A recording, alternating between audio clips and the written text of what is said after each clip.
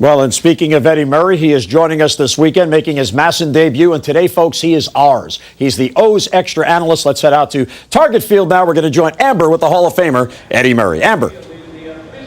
And, Jim, we're happy to have him here on the pre- and post-game shows. Eddie, we are talking about slumps. Luke Scott, we're seeing Adam Jones not really hit the way he's supposed to. You didn't have very many slumps. You're a pretty steady hitter through most of your career. But when you were in that slump, what did you have to do to get out?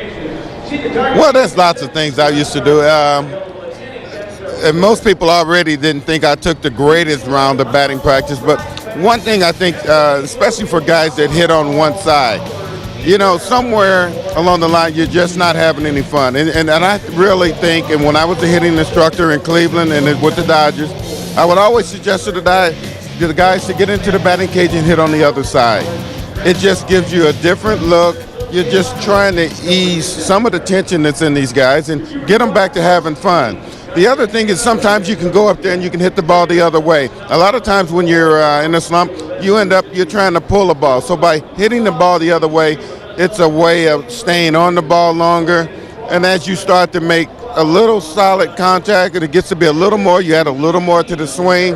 It's pretty much the fastest way, I think, to get you back on track. Somebody like Adam Jones, a lot of expectations on him this year after being an All-Star and winning the Golden Glove. Can you relate to that? When you go to your first All-Star game, you come out the next year, especially as a young player, you might be pressing a little bit to live up to your own height. Well, somebody has to tell him right now, time is still on his side. I, for one, have struggled quite a bit in the early months of April.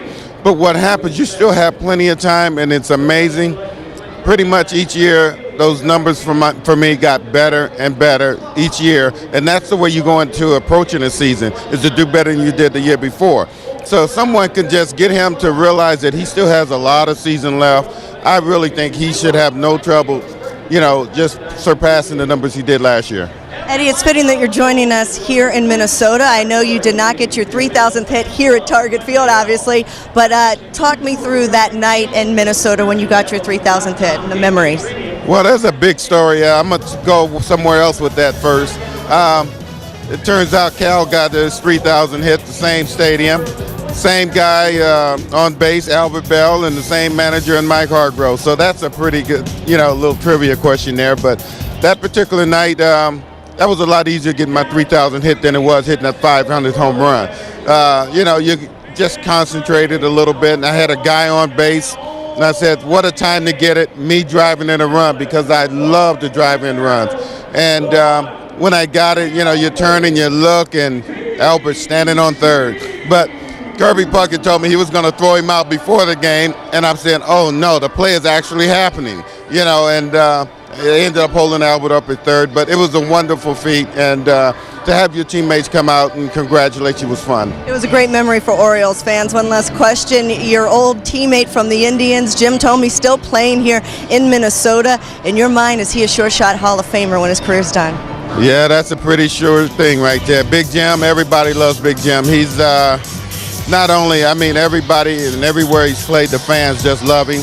I think his teammates really appreciate the effort he gives. He doesn't run like he used to. The other day I challenged him before the season's over. He has to get a stolen base, but I don't think he's going to do it today.